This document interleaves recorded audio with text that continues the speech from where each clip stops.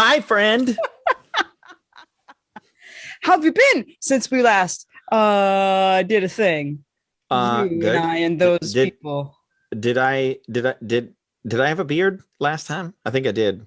Oh my gosh, you don't have a beard. I'm just a little There's baby. sort of a mustache thing going on. What? Fuck you. No.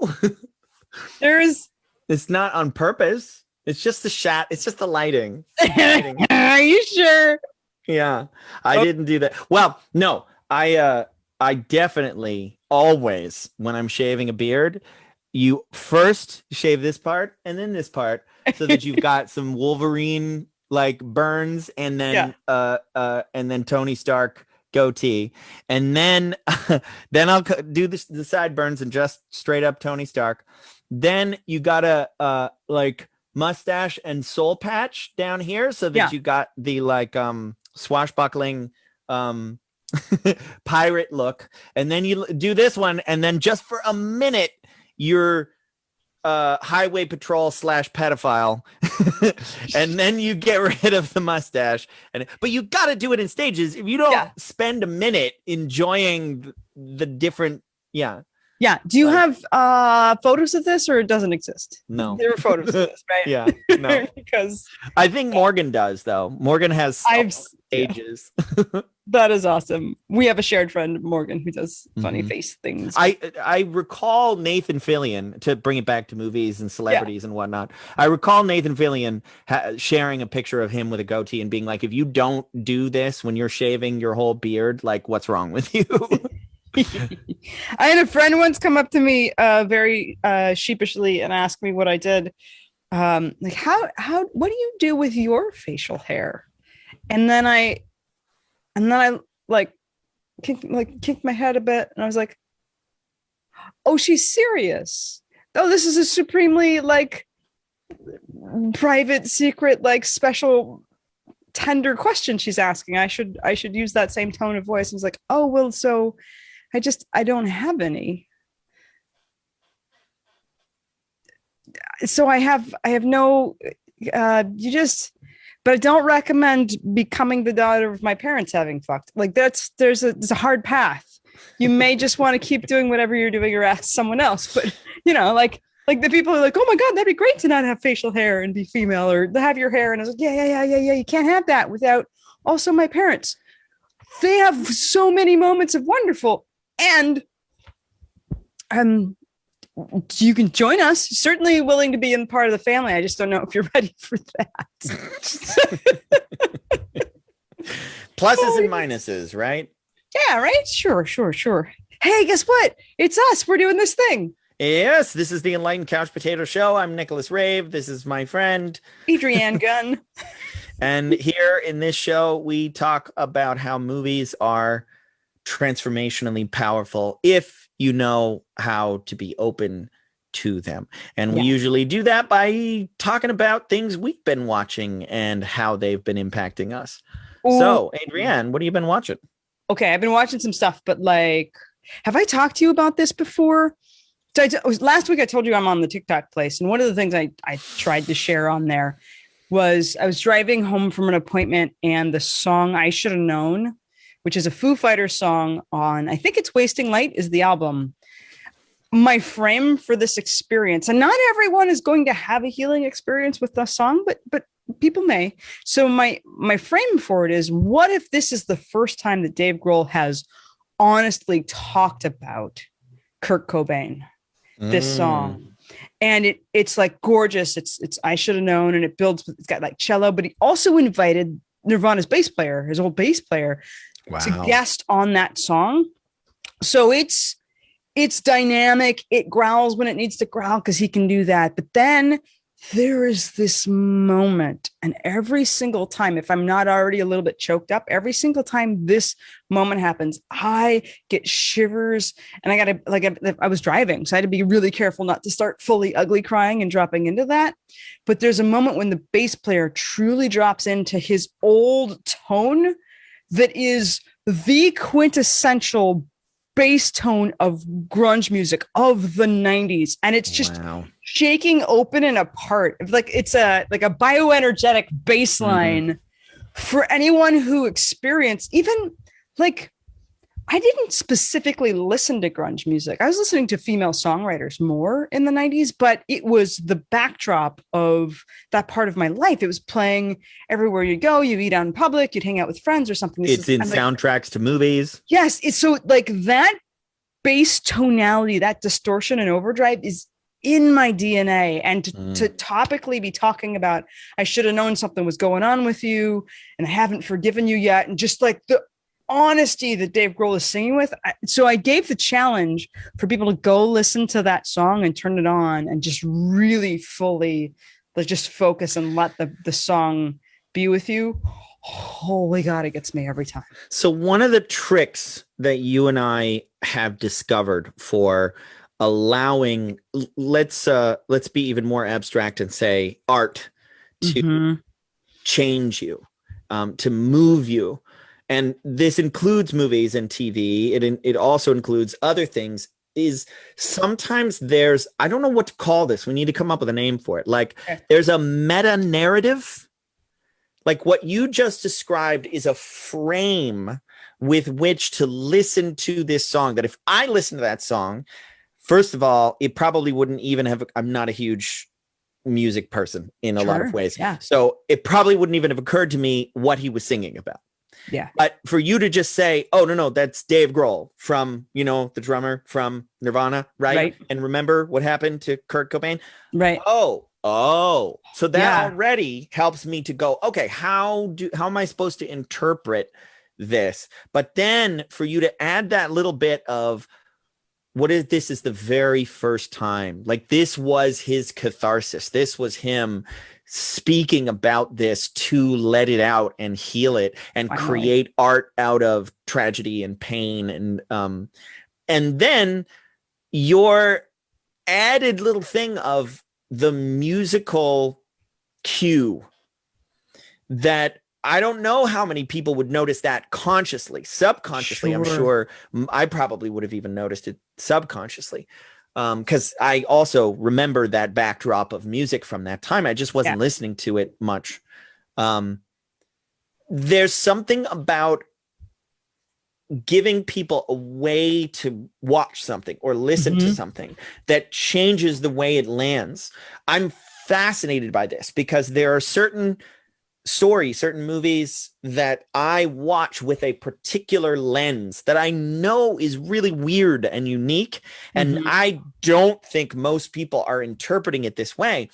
But when I do, I can feel the story change me in ways that are deeper and more profound than it would be if I had another interpretation of it. I'm thinking setting the scene. We've talked about how to describe the different stages, and setting the scene could be part of making sure you're in your favorite chair or you've got the blanket situated or your dog's where your dog needs to be. There's a bit of setting the scene that's about the ritual of making sure you're in the right space, that you've got the right sound going to let something be powerful. But then setting the scene is also the thing that somebody does. Okay, it is now. Like setting the scene can also be about the framework of this movie was made in the 90s. Right. And so here's like setting up the framework of how to jump in even before the storyteller does it. Like the storyteller is responsible for creating an environment. So Dave Grohl, he's saying words that we get, and he's got a cello, and you get that it's a little bit dirgy and moody. Like it's all there for you. But then here's something that can even set the scene more deeply for people. And I think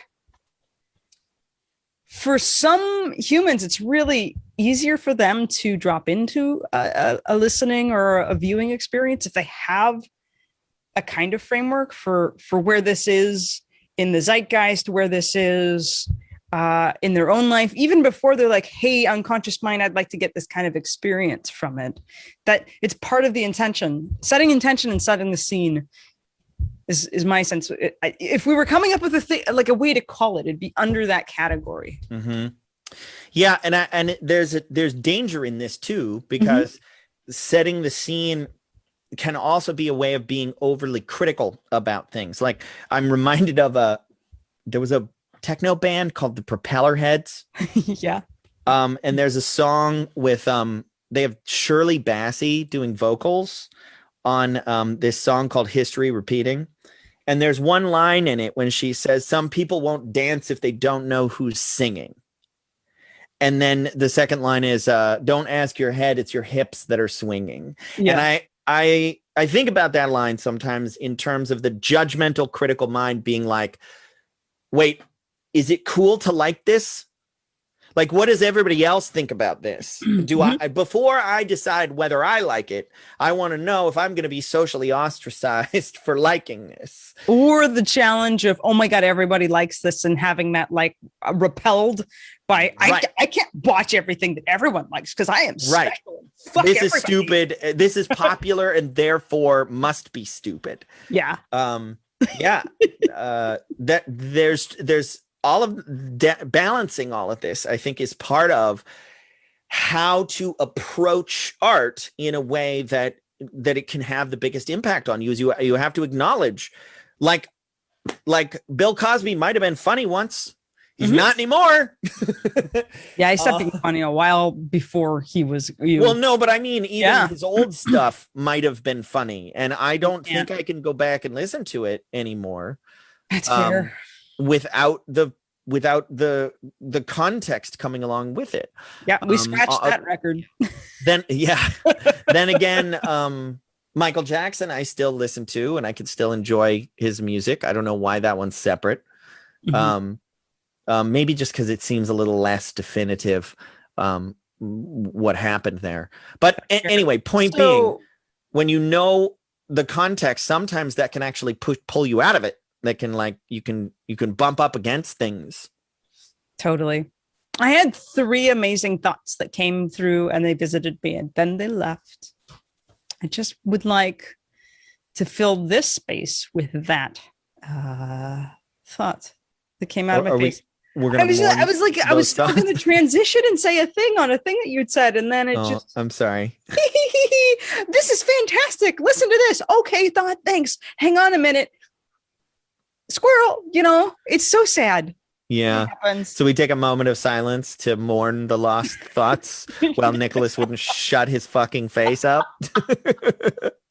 Oh, maybe it'll probably come back. They enjoy me. The thoughts they might revisit. Okay. It's so weird. Well, did we have some other things we were going to talk about? Yeah. So do you recall watching Suicide Squad? I have never seen it. Oh my gosh, no? Yeah, like intentionally, because I heard how terrible it was. Yeah, that's a fascinating thing. So was it actually a terrible movie, or did we hear all of the drama that happened with one of the actors causing a lot of shenanigans? No, that wasn't it for me. Really? It was.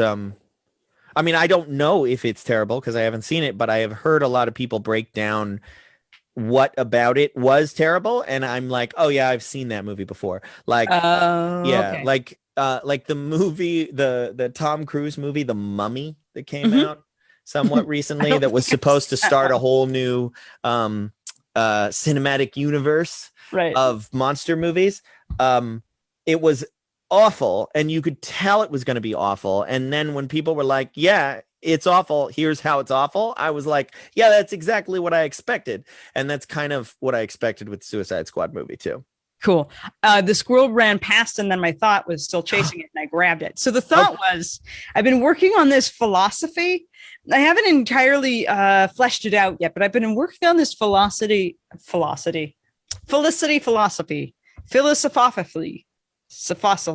It's like philosophy with some velocity behind it. Like a falafel sausage. Okay. Oh God. Now you just broke my brain right there. That was it. Philosophy. Okay. Philosophy that we should have high standards and low expectations. As a philosophy for life, having high standards, low expectations. Yeah. And you were talking about how sometimes having a frame for something, or how do we like allow art to move us, is to show up kind of like a goldfish. Like, it just isn't like, I don't know how the world works. Oh my God, everything's shiny. Woo, blah, blah, blah, blah. Right. So when we lower our expectations, we're able to enjoy things for what they are. So my most low expectations probably ever for a movie that I specifically chose to go to was Batman versus Superman, right? Unless I've inverted that title, whatever the fuck. I'm just like big dudes going bam, bam, and then explosions was what I thought that movie was going to be. Also, I was just like, why are they fighting? Maybe they'll tell us in the movie, but I didn't hold the standard that would happen. I'm just like, I don't know. All of these previews are really loud and dark, and this doesn't make any sense. So, but if I go watch it, it maybe will be explained.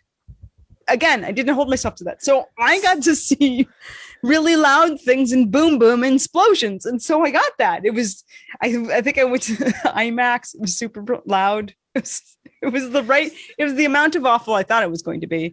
And it was kind of fun.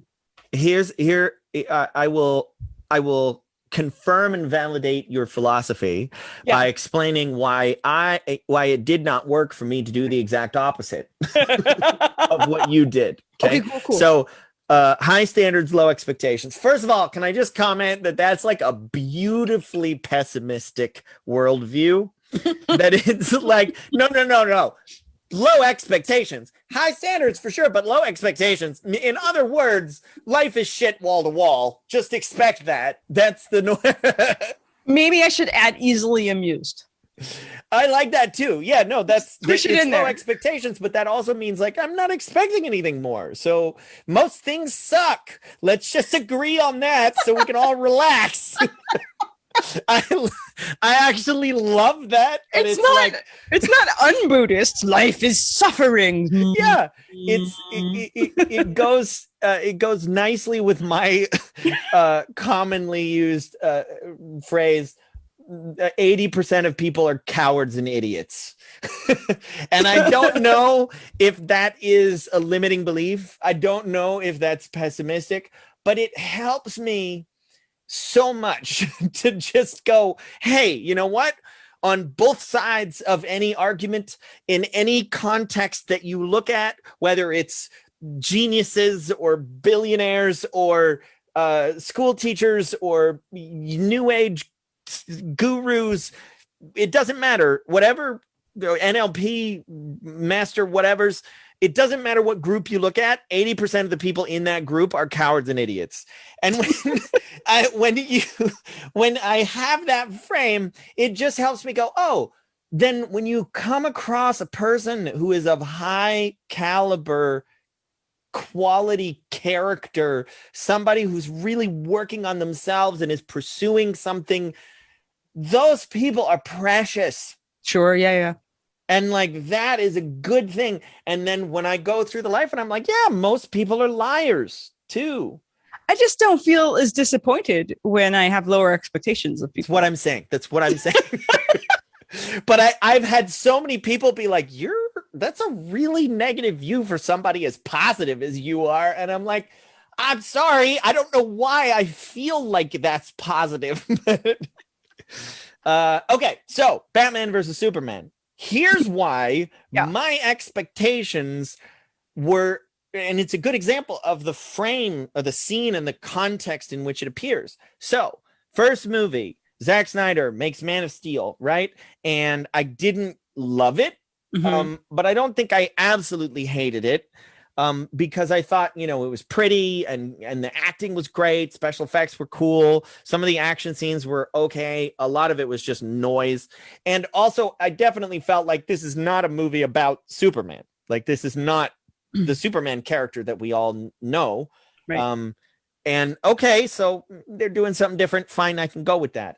Then they have previews. They announce with just a big poster, Batman v Superman as the next movie at Comic-Con.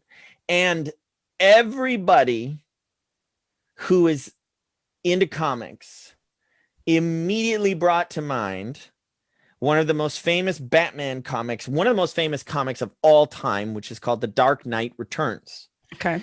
The Dark Knight Returns was written by Frank Miller. Frank Miller also wrote the comic book or the graphic novel 300, which Zack Snyder also adapted. So everybody assumed he's gonna do Dark Knight Returns. Holy shit. Do you know what that story is? No. It's this incredible, like, political and social commentary about the news in the 80s and about Superman. So Batman has retired. He's like 50, 60 years old at this point. And Robin was killed. Gang violence in Gotham has gone through the roof. It's basically like a militarized zone. And it's a lot of like horrible dystopian predictions of what people thought New York was going to be like when in the 80s, what they thought the future was going to look like. Yeah. But it turns out Batman comes back to kind of save the day and try to right the wrongs. And Superman is a government shill. Superman works for the US military and is basically a weapon that keeps the whole world in line. Oof. And it is intelligent, it is thoughtful, it's balanced, and it's badass. So I'm gonna slightly spoil the graphic novel here because this is part of the expectations that we had for. So Batman and Superman fight at some point, and it's amazing. I don't want to spoil too much of it because it's truly awesome. So if anybody is inspired, go read it because it's fantastic. But it epitomizes why people are like, God damn, Batman is so cool. Like when they get Batman right, he is this principled genius who is the only person in the fucking universe that could stand up to Superman, and he doesn't have any superpowers, and you believe it. When a good writer does it, you buy it. So everybody was like, just tell that story. Cast Bruce Willis as old Batman, right? And then tell that story and he made Watchmen, which was a shot-for-shot remake of a comic book. Right. So remake this. It's so simple. It's so easy, and it's going to explode the world. Everybody's going to love it. And then he made whatever that was. And I went into it with expectations. And I was seriously disappointed. I'm just, while you're saying that, I just have an old couple like scooting by. They're like early to the movie. I don't know, Martha. It's going to be a great film, isn't it? With their popcorn. I was like, did you intentionally name her Martha? I did, because I wanted to say that voice. Like, come on, Martha. We're just gonna watch a bam slam of a good time. So we're here to talk about Zack Snyder's Justice League. The Snyder cut, right? Well, I was gonna say some stuff about Suicide Squad first. Oh, okay, so okay. I had So I had really low expectations because shenanigans. I'd heard rumors about Jared Leto being quite an ass in the way that people frequently, when they do method acting and extra ridiculousness of staying in character, which we've had this argument before. I am not a fan of that. I just find that if you don't know how to act, you shouldn't get hired for stuff. If you can't figure out how to be a character for the 20 minutes of the time that you're supposed to be the character, there are just maybe one human who when you watch it on film, that's great. Thanks for that. But also work harder, learn your craft, figure out how to go in and out of stuff and have an actual life. There's a whole fuck ton of actors who actually know how to do the skill set, right? And so method acting doesn't bother me the way that it does. Right, it doesn't. You. No, we've talked about it, how it's not very consenty, and he like did it. He did that, is what I heard. Is he was like sending people like dead pigs or carcass or whatever the fuck. It's awful. Funny how those stories get like twisted and changed too, because I've heard the story different than that, but I don't know. This is the rumor as it came back. So I heard that there was like anger and shenanigans, and I was like, well, it better be a good performance or whatever. And then I see it, and it was like, I actually enjoyed the movie. I actually did. I thought it did what those movies are supposed to do. I think it helps that I've been watching the DC TV shows, which have been really bad for a bunch of years. I think they lost money. Broadcast TV is really confused about what it's supposed to do, and this is one of those lower networks. I think it's just rough times right now in streaming world versus broadcast world. TV needs to figure out where money should go and how to do the thing, and it's hurting. There's tons of writers are being stretched all over, too many. Anyways, so I go on with super low expectations, and I find it quite good. Jared Leto's performance, not really convinced that they couldn't have found any skinny white dude to do that performance. It was fine. It was jokery, but I always feel like it's a shame when somebody goes all out for a movie that doesn't deserve it. You know, sometimes when you're just like, oh, this movie, that's what you did that for? Like, oh, yeah. No. So there's some great stuff in it. Amanda Waller's great. I can see why Harley Quinn got other movies. She's intriguing. She's very intriguing in this film. And one of the themes that shows up that I'm really very curious about, there's this idea in the movie, these two. So there's this military guy, and then there's Frank Lawden, I think is his name, Deadshot, who Will Smith is playing Deadshot in this movie. And they were asking about love because this other guy, they're basically disagreeing for most of the movie, and the other guy is chasing this woman that he's in love with, and Deadshot says he doesn't believe in love or doesn't do it or doesn't think it's real or whatever. All the whole movie, he's doing everything he's doing for the love for his daughter. So he does have love in his life, but he's just apparently doesn't count that or something. So I get really, really intrigued in these moments where men are talking about love or not love. I spent a lot of time watching TV and movies growing up. So a lot of my ideas about how the world works are completely saturated with what I was programmed to believe from sitcoms from the 50s forward, because I was watching older stuff. And I found myself, I was 20, I think I was like 23. And I was watching a movie and I was like, wait a minute. Maybe men are capable of like love, like actual love, like love. Maybe that's a thing that's possible. And it occurred to me, I was like, it's like maybe I'd want to be with one of those guys and do that love thing. Not just because I had been having sex with men at that point, but just it had never quite dawned on me that men actually love women. Even though tons of the theoretically. Yeah, well, here's how am I go into it? Because like, what's interesting to me at this point in my life, that was 23. It occurs to me like, wait, so many of the movies theoretically are about men chasing women or getting a girl. That's tons of the plot line. And I'm always really, somehow I missed that. And it's like, maybe they're chasing the woman in all of the movies because they actually like women. Is that possible? Because tons of the other movies are just all of these unavailable men and all of these women not being with men and not finding men. And because it doesn't seem like they ever want to like be in relationships or be committing or like, but like, so this opens up this crack. And I'm like, well, so statistically, apparently in research, men fall in love first with women usually and faster than women, apparently, according to studies.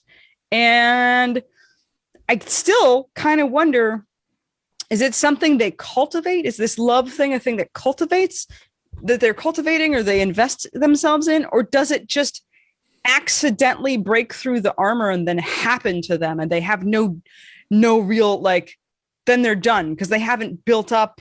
I just don't understand it. I don't understand it because we don't really teach men how to do emotions and to do a lot of the things that are like part of being emotionally resilient and connected and the thing that cultivates a longer, deeper relationship. I'm very confused about the love and men thing. And especially here, it like shows up like two dudes with their giant weapons talking about love, walking through this like destroyed city, right? I'm very curious. You've been married a few times, and you have extra ladies at the helm. And I've been apparently a man of sorts for Yeah. most of my life. Also, I don't know if you talk about it here, but there's ways in which you've talked about being disconnected from emotions and not manifesting in particular ways. Well, so I mean, this feels like a very, very deep well that we're about to dive into. So before we go down that one, let me comment on the cultural this your thought, like maybe maybe men actually can be capable of love, and then the thought, oh, in movies the men are pursuing these women. Well, I think like a prize, a dangled prize, or part of what you're supposed to do. I don't know. Yeah, but I think the question is, do men want sex or love? And that is what I think the conundrum is for a lot of people is, are they pursuing the women because of love, or are they pursuing them because of sex? And my argument would be, I think you can want both things. Sure. And I think that in some cases the men are they just want sex and they really don't actually want more than that.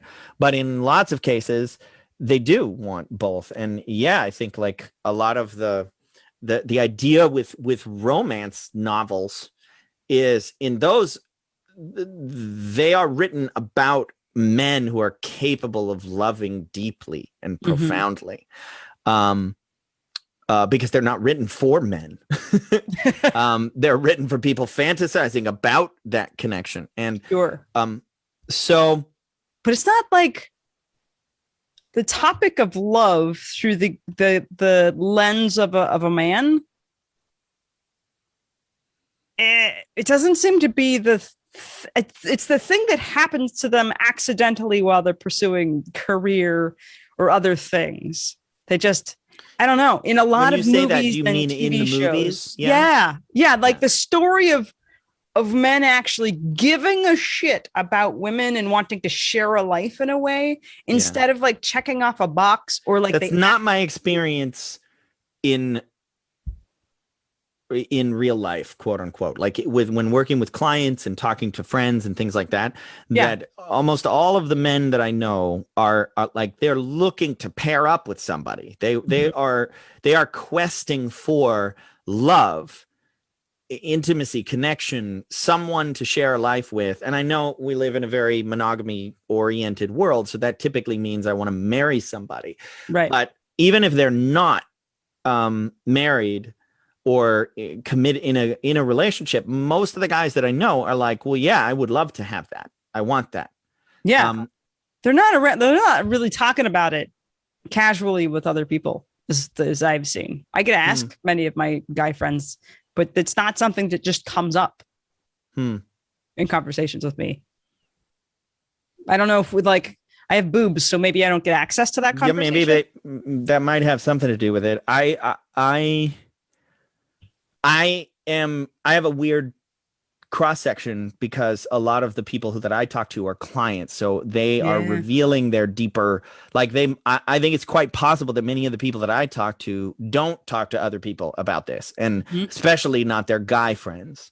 But I get it a lot. So I think just because it's not okay to talk about it doesn't mean it isn't, like, culturally not okay to talk about it for people. That doesn't mean it's not happening, that it's not a reality under the surface. Yeah. Also, it's fascinating. So here I am, one of those like women people who may want to be with one of these man people, never seeing it in the places where I can look culturally, right? To appreciate, like, oh, maybe they just also enjoy the company of women and want to hang out, and they don't like just.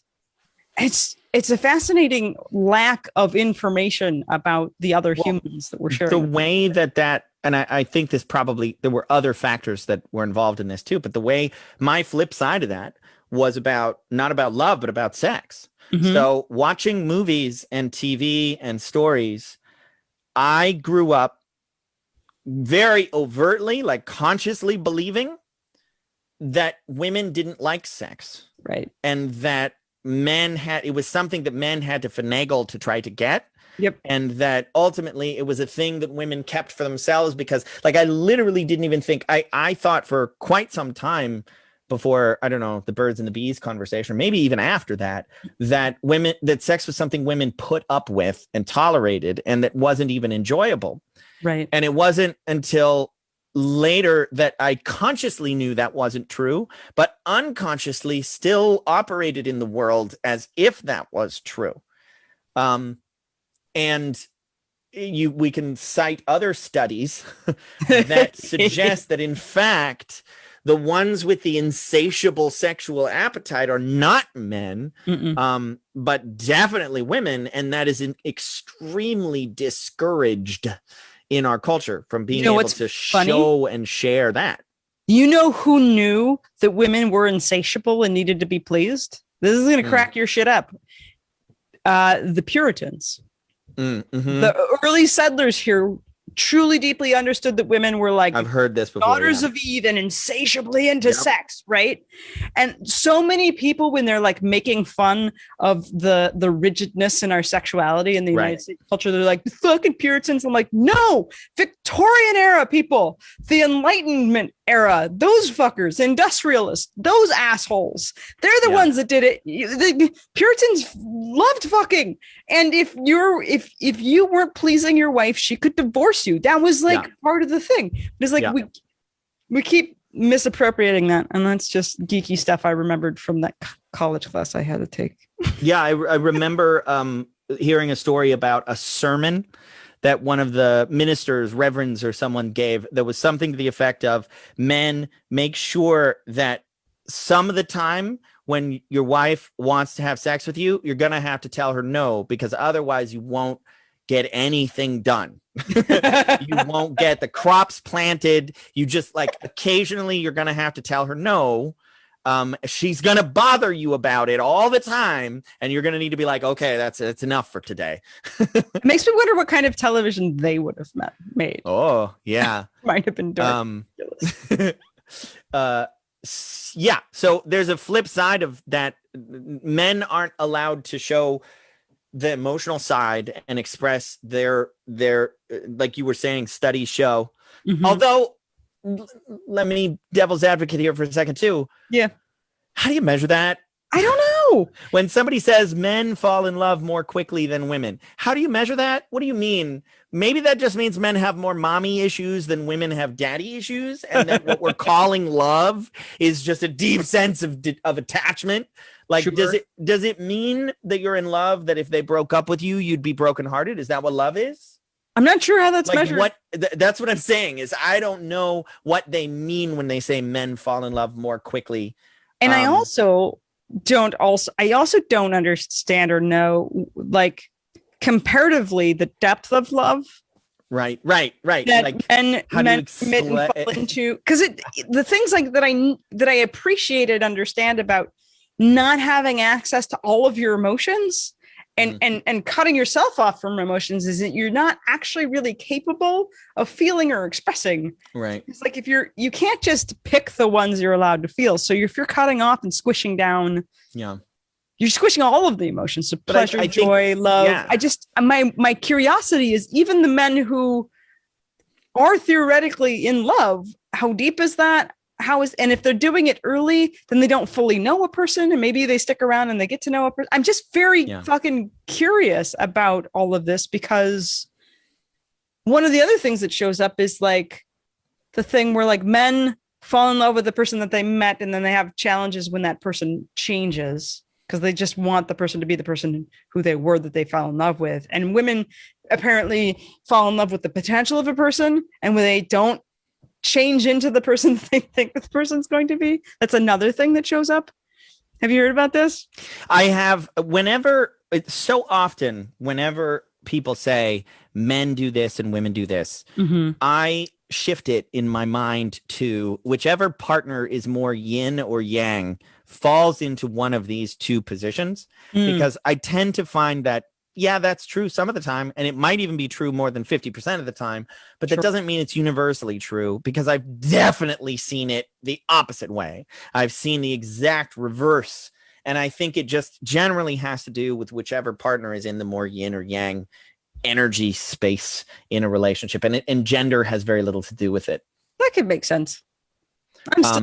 I don't know these things. These are things. Well, when it comes to things like depth, like you say, deep men fall in love more deeply, or women fall in love. What do you mean by deep? What does that mean? Like, no, I'm saying. No, like, I'm not challenging you. I'm saying the problem. The problem with these terms is it's so hard to even discuss. I think that for lots of people, when they say love, they mean attachment. Yeah. And I think that is the opposite of love. Okay, go into it. Well, so when in Buddhism, they talk about non-attachment, and the idea of attachment is I am not okay without this. That's what that's one way to define attachment, is without it, I suffer. And it is very complicated to be in love and open without being attached. And I think that is a more, I don't know, pure form of love, if you want to say. It has less neediness and fear and attachment and jealousy and possessiveness in it, right? As a comparison. Like, I'm not saying the people who are like, this one's mine, and I found it, and we're gonna stay together, and don't you leave me. Good. Yeah. We're just gonna die together because I don't want to be alone. So like, in love. I'm not saying that's not love. I think that is love. It's just dirty love. I don't mean that in a good way. Like, I mean, it's love mixed with attachment and possessiveness and fear and scarcity and all this. So there's a more pure form of love, which is non-attached. Some people call it conscious loving. So I think that a lot of people, when they even refer to the word love, they're not even talking about, they actually mean attachment. They mean like, well, I'm in love with this person because if they left me, I'd kill myself. That's how much I love them. Whoa. Nope. That's not love, according to my definition. That's the opposite of that. Yeah, and this possessive attachment version of love is in a lot of TV shows and movies. Yeah, and things. And that's Romeo and Juliet, like the original romance. Oh, Tristan and Isolde, I suppose, is older story, but you get my point. Yeah. The most romantic movie ever. Or story ever told. Movie play. Really? Is it though? Is it? Damn. We might have to figure out if we can come up with, like, can we find a better romantic movie? Oh, yes. My favorite is Antonia's Line. Oh. And I think it's a romantic movie because it's about is it Danish? I think it might be a Danish film. I think it came out in 1995. A woman at the end of her life gathers her family at her bedside to say goodbye. She's just decided that today is a good day to die. And so she gathers her family and then they just sit there with her while she dies. Of course, this does sound very much like an Adrianne movie already. Totally. Yeah. Totally. And then the movie unfolds and you find out how this family came to be. And I think I think it's a romantic movie. I probably haven't seen it in 20 years, but romantic in a kind of romantic love kind of way, or in a family kind of there's family love, there's romantic love, okay. There's love of land, there's got it. There's love all over in all of the directions. Yeah, I mean, so I hate being this guy. Where you say like where you say like, okay, let's talk about like love and men and how it's shown up in movies, and then I go, well, it depends on what you mean by the word love. and now I'm about to go, well, it depends on what you mean by the word romantic.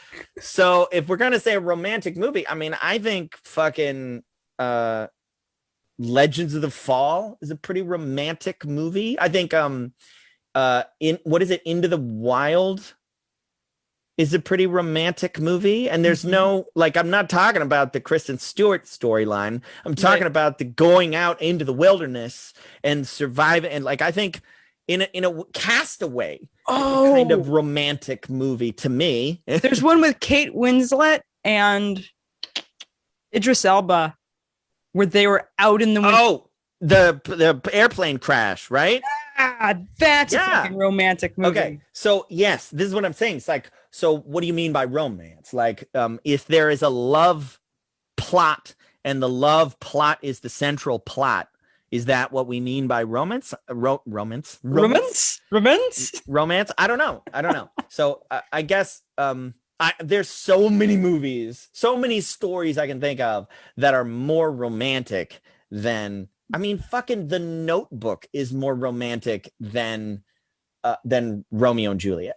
Yes. Like, I mean, listen, I am a humongous Shakespeare fan. Okay. Sure. And I get what he's playing on. I'm saying I think that's an immature version of love and romance. But also in that time, that's a kind of love that they were making fun of. So and structural marriage and building families based on something and developing a kind of camaraderie was the sensible thing to do. And this romantic love was like being high and crazy. And it's also important to point out it's a tragedy.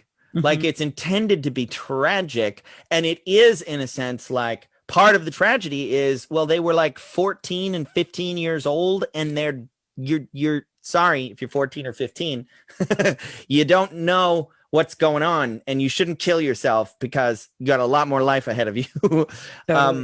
And I mean, I'm not saying people at that age can't suffer, and of course they can, and that's difficult. I'm saying, like, the point is, no, this is a mistake. You made a mistake. You shouldn't have done this. And the tragedy is the families they left behind, and the Capulet and Montague families that drove them to this, and that the story is about more than their romance. So I do get that. I'm just saying, as an example of isn't that romantic? No, I think it's immature and unhealthy. It's not romantic. Yeah, but again, it might be, this feels to me like us thinking that puritanical things are from the Puritan age instead of the Victorian age, where we've decided that romance looks like something. So we look back at something in the 1600s and we say, oh, that's a romantic story. And it's like, no. That was a cautionary tale. Yeah. Why you're not supposed to do that version of love, because it's stupid, and culturally no one fucking does it back then. Yes. Yeah. No, I totally agree with that. It's so romantic. No.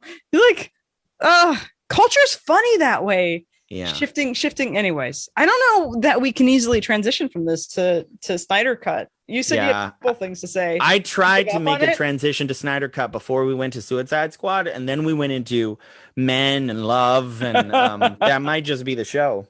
I don't know. Unless you want to talk about. You want to do a really short. No, I want to talk about. I have some stuff to say about Push. Do you want to keep the Snyder Cut super short? We can do. Yeah. Okay. I can share my thoughts very quickly. Yeah. It was. I'm more fascinated by the fact that this exists than the thing itself. I think as a movie, it is competent and self-indulgent. I think there were way too many scenes that I literally watched in high speed because I was like, are you fucking kidding me? You're going to sit here for the whole song and just show me Lois Lane walking in the rain, like for the whole song. Yes. Yeah. I think the special effects and but as a cohesive story, so much better than the Frankenstein monster that the Joss Whedon was. Yeah. And it definitely feels like someone had a vision and they made it exactly the way they wanted to. I think Cyborg was was the heart and soul of the story. Yeah. And the fact that he was cut out, like, I get why. I mean, I understand there was more going on, but I get why he was pissed off. Is like his stuff is like the coolest part of this story, and he's your entry point in a lot of ways. I still think there's a lot of points that don't land for me. I think there's a few moments that I want to mention that were so cool. So basically anything with the Flash was fucking rad. Like the part when he runs and then touches the box and then they bring Superman back, the whole Superman fight scene. Yeah. The Flash, the scene when, I know this was in the Joss Whedon too, but when Superman sees him, that is a legendary moment. Bone chilling. So cool. Like because you know the Flash is the fastest thing ever, but he's fast too, and he's stronger, and everybody's been talking about it. Yeah. I don't know if Superman and Flash show up together in comics much or ever. They do. I don't read comic books. Yeah, but there's the argument of who's faster, Superman or Flash, and who would be turning back time, because they both have to reverse time or travel through time in the same way. So the opening scene with the Flash with the car crash, everything about that I thought was awesome. That's where I feel like Zack Snyder's like slow motion vision is it's really interesting to get to see, like going through the glass and then catching her. And I take it that scene didn't land with you for some reason. The scene is so creepy. Oh, really? So here's this is going to be obvious in a second. Under no circumstances fucking ever should you touch a black woman's hair without asking. I knew. Are you fucking kidding me? I was like, oh yeah, the Flash so fun. He shouldn't have done that. He shouldn't have done that. Just it was so gross. Fine, but this, no, you shouldn't. It's like it's super creepy. It's so creepy. Even beyond just like black woman's hair, stop touching other people's hair. No. Yeah. Fucking save the person to ogle. And it's not clear to me. It's not obvious to me that that's Iris, even though I watched the other fucking show. Mm-hmm. Like it just seems like he was making eyes at someone and then now he's touching her because he can.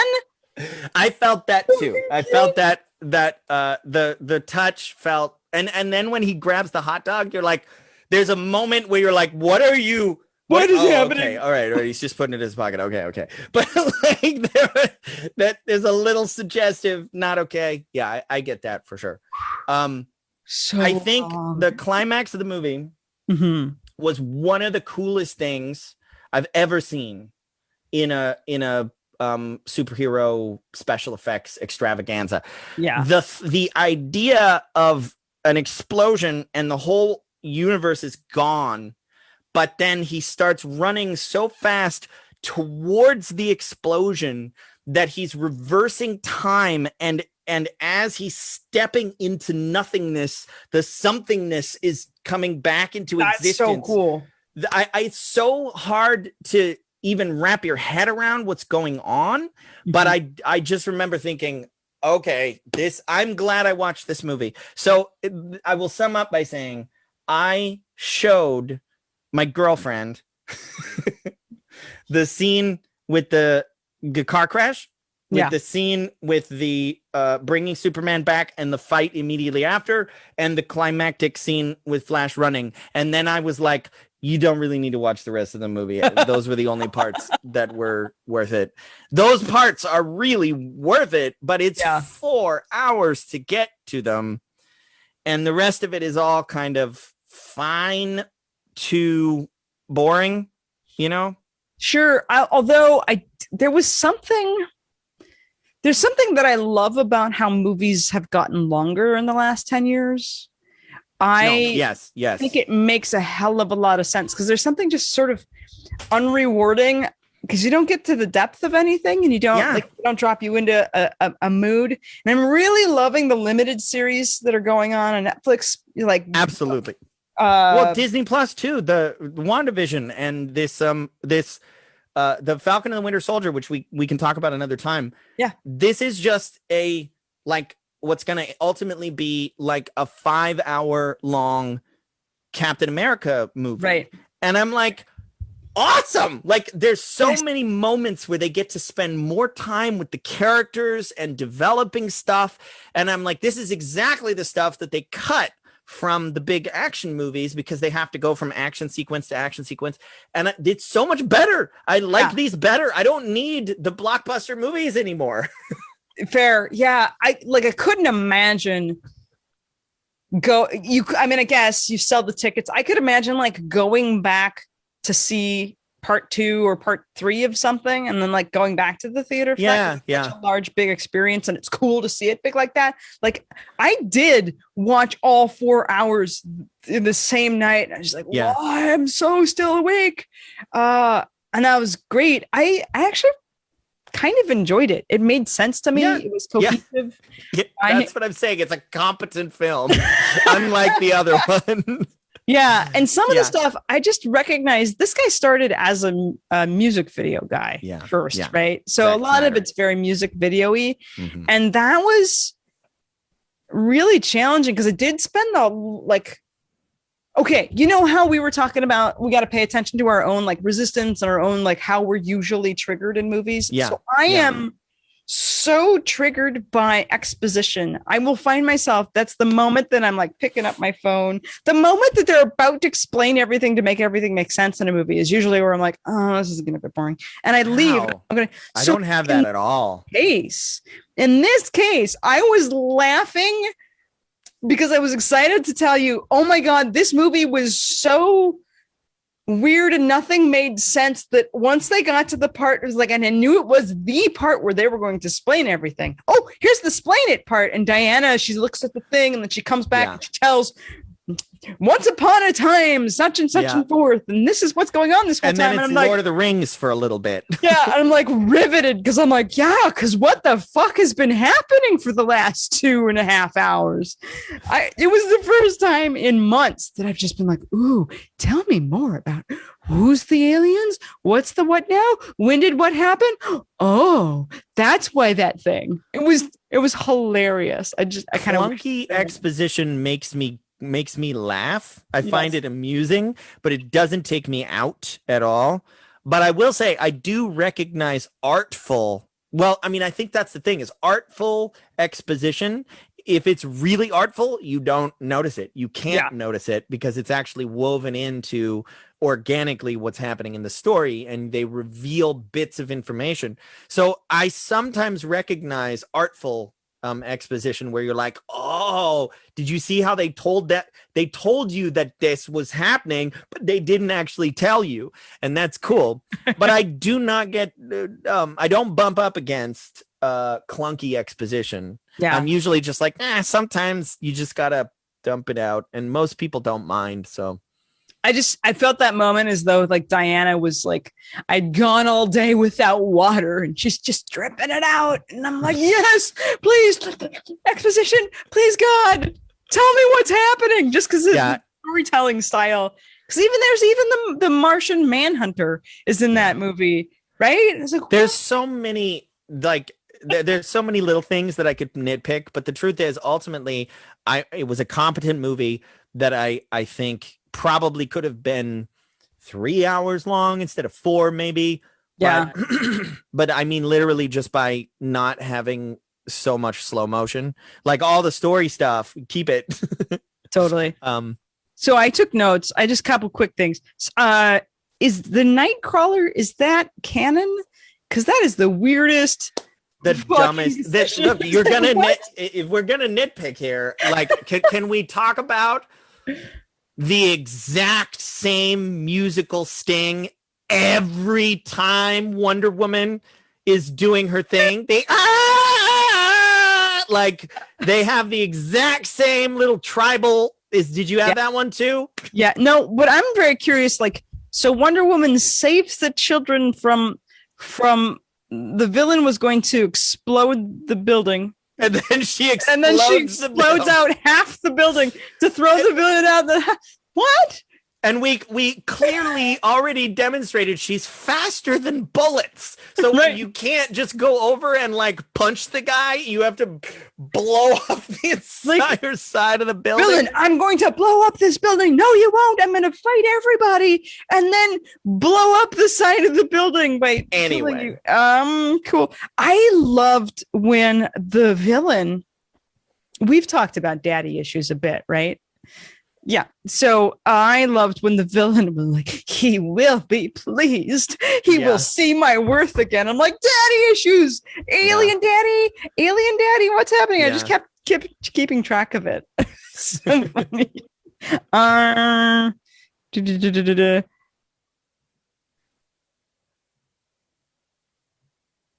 Oh yeah. So Cyborg's all like, this happens so much. I really love watching training montage, and I really love people figuring out how their powers work. I have recently gotten like a little snarky about like suddenly they're just great at everything, which is one of the things I said about like WandaVision. I was like, I want her to like, we're gonna skip over the cool parts of figuring out how to do shit and how it works, but like, so Cyborg's like, oh, here I am. I'm just floating above the roof. Cool. But now I'm suddenly floating above the clouds. What? Who the fuck learns how to fly? Like, oh, I'm just levitating here. I'm just having time. Cool. I got it. I'm going to go outside of the, what? That's just, I think we should, like, there should be more failure, more figuring shit out, more bumping into things. More Spider-Man version. That's the Spider-Man version of it, is him like going, how do I do this? And then, and then falling. And I agree. It's more fun. But then it's origin story. And I think they were trying to move on past that and get to something bigger going on. I suppose. I mean, this is the Cyborg origin story, but it's pretty cool. There was a lot of things that I liked. There were a lot of moments that I really did like. It definitely is not as insulting as Batman v Superman. But I still have to go back to my point, which is if Martha was studio interference, then I will give Zack Snyder credit that he actually has a vision for a film and he knows how to execute. And I might not be the biggest Zack Snyder fan in the world, but if the Snyder Cut says anything, when they give him control, that movie makes sense, and it's got a vision, and some parts of it are actually really, really cool. Yeah, and it's artful. If Martha is his idea, and I've heard him defend it in interviews, then I think he might be a hack. Like, he might be an actual idiot that like George Lucas, where George Lucas came up with an idea that he basically stole from from Joseph Campbell, and Joseph Campbell pretty much wrote the script for Star Wars, and then everybody says that was a disaster of a movie that was saved in editing. And in that sense, George is not a genius. He's a genius businessman. Sure. But as far as a filmmaker, he didn't make Empire Strikes Back, and Star Wars isn't that good. And then Return of the Jedi, he started to put his little fingers in there, and we ended up with a bunch of stuff that's like, wait a minute, that's not right. And then you see what happens when you give him complete creative control. Sure. Which I'm not even saying that's necessarily worse than the new trilogy, but the prequels are definitely not enjoyable, entertaining, compelling movies. Yeah. All I have is Jar Jar and then this whiny adolescent boy. Yeah. That's pretty much it. So my point is, it could be that Zack Snyder is that. And that he actually doesn't understand stories, and he does best when he's adapting something else like 300 or Watchmen or something. Fair. But all that being said, the Snyder Cut was actually quite enjoyable most of the way through. I just self-indulgent but good. Isn't Suicide Squad his too? No, he was just producing that. Yes, that was David Ayer. Okay, groovy. Well, so I just actually enjoyed those fucking movies. They were all right. Good for you. Not much. You know, they're making another Suicide Squad, and I did. James Gunn is doing this one. Did you see the trailer? Did I? It has King Shark in it. Oh, really nice. And King Shark is voiced by Sylvester Stallone. No fucking way. And one of the parts in the movie is when they're like doing a briefing for everybody, and then King Shark raises his hand, and they go like, "Yes, what did you?" And he goes, "Hand," and they're like, "Yes, that's your hand, hand." And I'm like, "Oh, this is gonna be great." Yeah. Oh, yeah. James Gunn is the right man to direct a Suicide Squad movie for sure. good Lord. Okay, now I have to go look at that trailer. I actually decided to watch. I thought there were already 2 Suicide Squad movies. No, the second one was Harley Quinn. Yeah. Okay, cool. Quinn Then I movie. can go watch that now, and I'm caught up because I think it's coming out in August or something.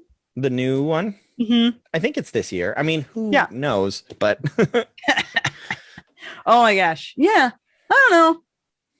I just think both of those just delivered on like, here's an action movie. Here's some stuff's pretty crazy freaking effects. You're welcome. I like Suicide Squad with the like melty tentacle thing. That was really creepy and badass. That's what you need is the Flash running. what you need is unexploded low expectations. And I didn't have those. Yeah. I had pretty low expectations for Snyder Cut.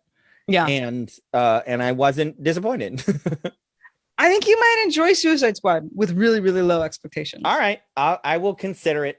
I had no interest whatsoever, but I do feel like I kind of like to keep my finger on the pulse of the comic book world for the most part. Did you see Aquaman? I did. We talked about it. That was our first we exploration into daddy or mommy issues. Yeah, for sure. Cool. These two are fighting because mommy issues. Are we allowed to talk about this yet? Is that because like so much of, I guess, all movies and TV do we culturally talk about the men and their daddy issues, or do we just pretend it's not a thing? Like this compulsion for success is a cultural thing and a daddy issue thing. And there's a lot there. I mean, it manifests differently in different people.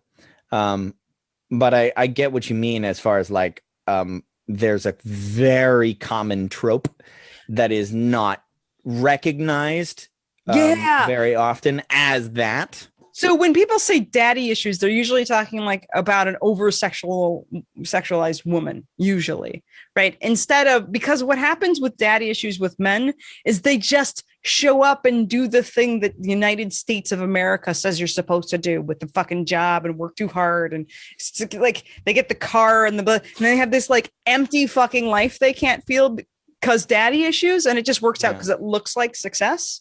Yeah. Which is but I think the stories that are about people having a breakdown are the ones that are addressing that of like, oh my God, what am I doing with my life? And who am I doing this for? Mm-hmm.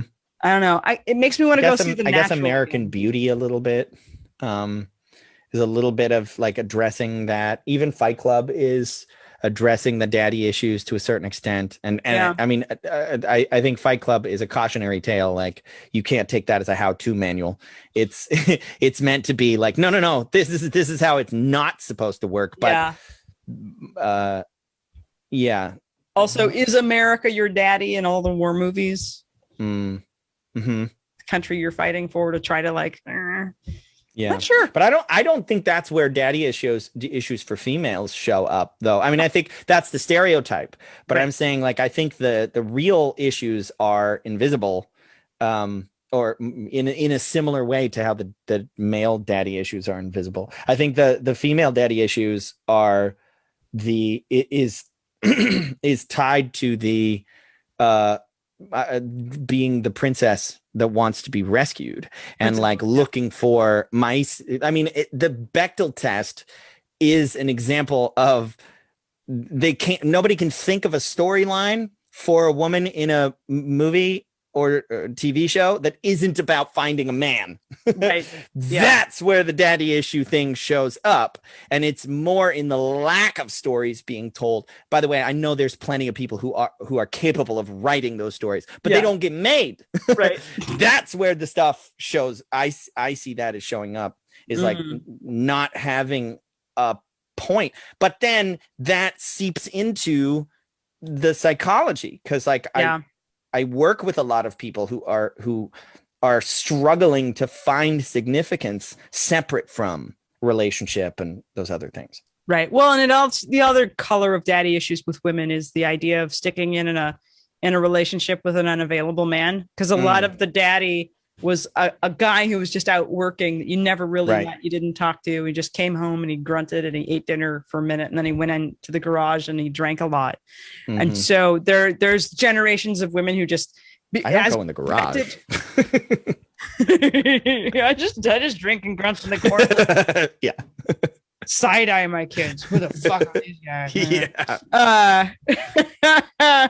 Yeah. Well, maybe that's just my grandfather. He was a basement drinker, and then he'd come up and he'd yell at us because he didn't know what was going on. No, but the thing of like being in unavailable relationships, having this abandonment issue, like the advent of like the middle class and the industrial era created these like hardworking, exhausted as fuck drinking guys who their job is to just take care of anything instead of being a part of a team in the way that we used to be. So there's these weird abandonment issues and putting up with not being met in a relationship and that being okay, and always trying to like, who is this stranger who's coming home? Oh. You know, that's something I have worked really hard to construct a life where I don't live in that paradigm. And I mean, it's something I don't talk about a lot, but I work from home. I don't start work until noon most days. I take time away to have dinner with my family every night. More evenings than not, I'm available to hang out, and I take an entire day off every weekend for Sunday Fun Day to spend time with the family. I'm here around the house in between calls, hanging out, especially while my kid is home, not going to school. And it takes a lot to unplug from those kinds of cultural conventions and norms. Like, part of the reason I chose this line of work was the flexibility that it afforded me to be able to be able to be present as a father and a parent. That's new. Yeah. Kind of I'm very curious what's going to happen in this year with more humans who parent children being around their kids while they're doing stuff. It's probably highly stressful for a lot of people, but also I don't know, maybe good and bad. On that note, I got to wrap this up. Sure. But that was fun. We talked about like 2 or 3 things. I know. Next time we will talk about a much forgotten movie from the mid 2000s that I found to be quite fun and formulaic. But I have a couple of thoughts that I can share on it. So groovy. I'm excited for that. Cool. All right. Catch you later. Bye.